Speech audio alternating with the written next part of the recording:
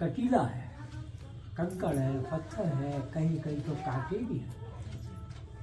तो बोले अपने शाहजहां जी को तो पालकी में बैठाया और खुद गिरधर गोपाल को अपने हाथ में लेकर के हमारे दादू साहब के साथ, ये मैं बताऊँ 500 साल पहले की बात,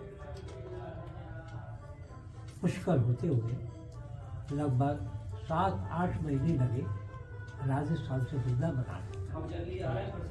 और वो आए, उन्होंने वहीं से ऑर्डर दे दिया कि मीरा जी के लिए एक सुंदर सा स्थल बनाओ, ताकि राज रानी वृंदावन में आएंगी तो कहाँ निवास करें। क्योंकि उनको मालूम था कि उस समय वृंदावन में संत लोग रहते थे, कोई स्त्री से वो परहेज करते थे, तो आखिर में मीरा जी के ऊपर कोई कुठाराघात न कर दे शब्द बाण से, यहाँ क्यों आई है, क्या इसलिए उन्होंने ये मीरा जी के लिए मंदिर बनवाया। तो मीरा जी यहाँ आकर अत्यंत हृदय से प्रफुल्लित हो गई और बोले भाड़े तो यही स्थल चुपको ला। तो मीरा जी यहाँ मंदिर वर्षा विभाग, ये पूरा जो आंगन ऊपर नीचे सब मीरा जी के प्रयुक्त में था। अपने हाथों से प्रसाद बनाती थी। उस समय मंदिर के वो अपने गाय थे, सेवक लोग 70 सेवक थे, उनके लिए बड़ी रसोई में खाना पड़ता था। फिर जब तक भगवान का भोग भी ग्रहण करता था, जब तक मीरा जी अपने कर कमलों से गिरधर गोपाल के लिए प्रसाद बनाती थी, वही मंदिर में आता था, तब ही भगवान का भोग लगता। फिर अपने हाथों से मीरा जी सभी संत महानुभाव ब्रजवासियों को इसी आंगन में प्रेम से पवाया करती। उस समय जीव गोस्वामी नाम के परम उच्च कोटि के संत थे, जो समीप में ही राधा दामोदर मंदिर है, उसमें निवास करते थे।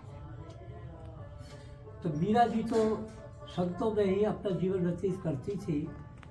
तो उन्होंने ब्रजवासियों से पूछा कि क्या कोई ऐसा भी संत है जिसका मैं अभी तक दर्शन न कर पाई।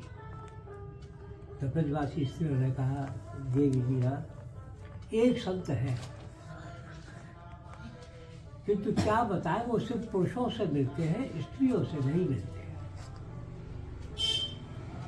तो मीरा जी ने कहा, क्यों नहीं मिलते? इसका उत्तर तो वही दे सकते। हमारे पति भी वहाँ कम जाते हैं, जब हमारी बालिका या हम लोग उनके दर्शन को नहीं जा सकते हैं। तो मीरा जी ने पूछा, कहाँ रहते हो? सभी पे इस तरह।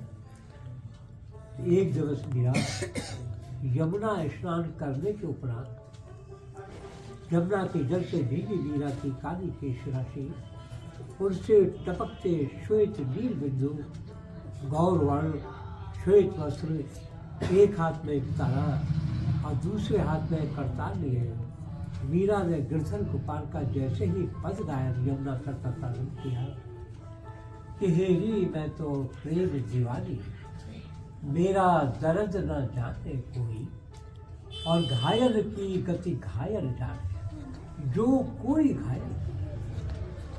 आप सबको विदित ही है कि भक्ति में असीम तेज और प्रताप है। मीरा जी के मधुर कंठ से निकले ये सुंदर सुरीले पद को सुनकर के जीव गोस्वामी जी के वो शिष्य उस पगडंडी पे स्थिर रहते थे कि भूल से कोई स्त्री स्वामी जी के आश्रम के द्वार तक न पहुँच, ताकि हमारे गुरुदेव की तपस्या में बाधा न।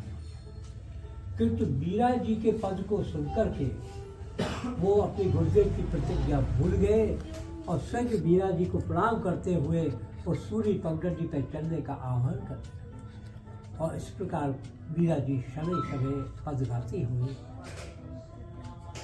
गुरु जी की कुटी के द्वार तक जा। जब मीरा जी का पद समाप्त हो तो गुरुदेव ने कहा, ये किस स्त्री की भली मेरे प्राणों में पहुंच रही है। शिष्यों तो मेरी प्रतिज्ञा को भूल बैठे। शिष्यों को भी तंद्रा जारी। बोले, महाराज गुरुदेव क्षमा करें, प्रतीत होता है ये नारी कोई साधारण नहीं है, तो इसे कह दीजिएगा कि मैंने तो जीवन पर्यंत तक नारी की परछाई तक से अपने आप को वंचित किए रखा है। मीरा जी के हृदय पर कठोर आघात, गंगा जमुना की भांति नैनों से अश्रुधारा फूट पड़ी। सबने बोले क्षमा करिएगा, मेरी भी एक छोटी सी आपकी प्रतिज्ञा है तो मेरी विनती है। संतन ढिग बैठ बैठ लोक लाज खोई, और मेरे तो गिरधर गोपाल दूसरा। महाराज, जिस माँ ने आपको 9 मास गर्भ में रखा, इस योग बनाया कि आज आप इस ब्रज भूमि में कठोर तपस्या में लीन हैं, उस माँ का भी आपने बाल्यकाल में दुग्ध पान किया। इस ब्रज में ऐसे कितने पुरुष हैं जिनसे आप मिलते हैं जो भगवान की श्रेणी में, क्योंकि मैं तो ये जानती हूँ कि वृंदावन में तो एक ही माँ पुरुष मेरा देवता, मेरा स्वामी श्री गिरधर गोपाल है, जो कि 9 लाख गौओं के पिता नंद बाबा के घर का ददिमा कर छोड़कर गोपियों की मृदु उंगलियों से मथे हुए माखन को खाने के लिए यहाँ पर दान मांगता था, और नहीं मिलता था तो उनकी मर्जियों तक को छोड़ देता। तो गोपियाँ बोलती थी कि मेरा ये भार प्रभु तूने कन्हैया उतार दिया। भरी भई मेरी मटकी फूटी दधी बेचन मेरा भार दिया। महाराज, आप नारी को माँ की दृष्टि से क्यों नहीं देख पाते? हमारा कन्हैया श्री राधा के चरणों की सेवा कुंज में सेवा करता है, गोपियों के संग नृत्य करता है। ये कहती हुई मीरा, बसो मोरे नैन में रंगलाल, मोहनी मूरत सांवरी सूरत, नैना बड़े विशाल पद गाती इस स्तर पर वापिस जी गोस्वामी सोचने लगे ये नारी कौन थी। कुटी का द्वार करके बोले, शिष्य कौन थी वो? अद्भुत संदेश देकर गई है। गुरुदेव को चित्तौड़ की राजरानी भक्त मीरा है। अरे मीरा जी पधारी और मैं उनके दर्शन से वंचित कर बैठा, घोर अपराध हो गया। कहाँ निवास करती है, तक्षण बताओ। बोले महाराज समीप में ही। उस समय कुंजा थी, बहुत हरियाली थी, इशारा कर दिया ये भी है कैसा।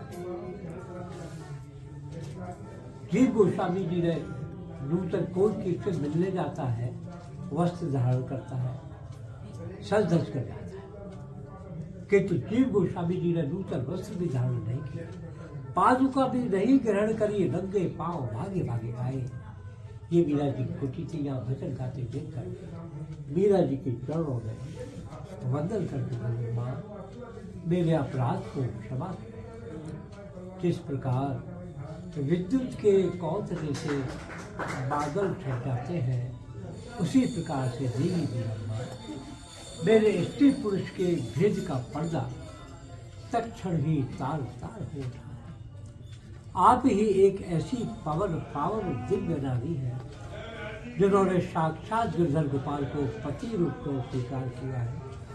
अतः आज से जिस भक्त हृदय स्त्री के हृदय में, जो मेरे श्री कृष्ण और राधा के अनन्य भक्त पुरुषों के हृदय में पीरा, आप जैसी प्रेम भक्ति का अलौकिक दीप जागृत होगा, उनके समस्त पुरुषों नारी के कष्टों को प्रभु गिरधर गोपाल उसी प्रकार से हरण करेंगे जिस प्रकार मीरा माँ तुम्हें जहर का प्याला भेजा, प्रभु गिरधर गोपाल ने अमृत।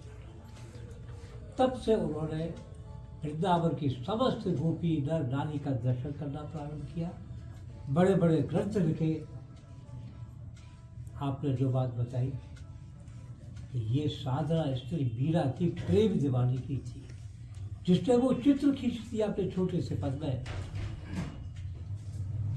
आर्य मोहे लागे वृंदावन को, निर्मल नीर बहत जमुना को, और भोजन दूध दही को, रतन सिंहासन आद विराजे और मुकुट धरे और तुलसी को।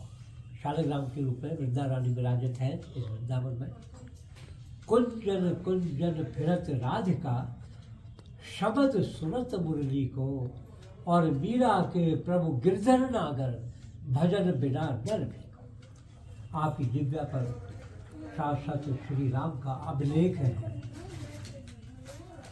ये लेख है जिसको पढ़ते पढ़ते ये दिव्या जो है,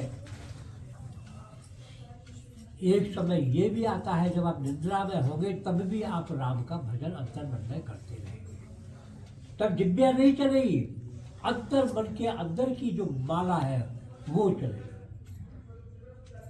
और करोड़ों जप, हमको दिन कितना लंबा लगता है सुबह से लेकर रात, लेकिन रात लंबी नहीं लगती। यदि पलक झपक दे ठीक है, नहीं उतने ही घंटे रात में होते हैं जितने घंटे 12। लेकिन एक नींद में ही पूरा समय व्यतीत हो गया। उस समय साधु महात्माओं के हृदय में अपने आप ही कोई झंकार होती रहती है। तब होठ नहीं चलेगी, अंदर की माला, अंतर मन की माला। और जो अंतर की माला की मोती मनुष्य भक्ति पोता है, और रात्रि में वो प्रभु की गले में वो माला पहनाई जाती है मन का की। तो मीरा जी ने कहा कि मोती मूंगे उतार कर और मन माला कोई, और मेरे तो गिरधर गोपाल दूसरा। फिर मीरा जी यहाँ से द्वारका गई है, तो शालिग्राम विग्रह यहाँ स्थापित करके गई। ऊपर के सिंहासन में मध्य में गिरधर गोपाल है, दाहिने हाथ पर मजीरे लिए मीरा जी है, और बाएं हाथ पर श्री राधा जी है। राधा का भी अब वो तो मीरा का भी शाम का दर्शन है। नीचे के सिंहासन पर मीरा जी के दिव्य उत्सव विग्रह श्री राधा गोविंद के विराजमान है, और उन्हीं के संग में जो पीछे सांप है उस सिंहासन में मीरा जी का अति प्राचीन शालिग्राम जी है, क्योंकि मीरा जी की अखियों से जो अश्रु बिंदु प्रेम के पदरे हैं उनसे शालिग्राम जी में नेत्र उत्पन्न हो गए हैं। कर्ण के चिन्ह है, नासिका है, अधरों की दिव्य मुस्कुराहट। जो स्त्री पुरुष का मन वचन प्राप्त से दर्शन करते हैं उनको साक्षात प्रभु की प्राप्ति होती है। मीरा जैसी भक्ति और शक्ति का पूरे परिवार में आशीर्वाद प्रदान। इस समय मैं कुछ मंदिर की मरम्मत करवा रहा हूँ, कुछ छतें टूट गई है। ठाकुर जी रसोई भी भंगला विशेष में है। भक्तों के सहयोग से मैं इस कार्य को कर रहा हूँ। और एक सौभाग्य की बात, मैं अभी कुछ सामान लेने के लिए जाने वाला था। आप भक्तों को जब देखा तो मुझे अंदर से कोई प्रेरणा हुई। मैं आया था इस भाव से कि उनको बोल सकूं कि मैं थोड़ी देर के लिए बाहर जा रहा हूँ सामान आदि के लिए, फिर वापस आता हूँ आधे घंटे।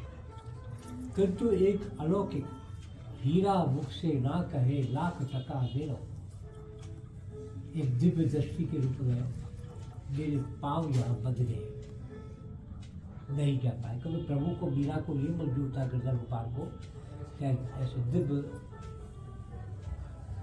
उपासक क्या दर्शन कर सकते। आपका आपके परिवार, ये परिवार ही है, शिष्य शिक्षाएँ सब परिवार ही है, सबके साथ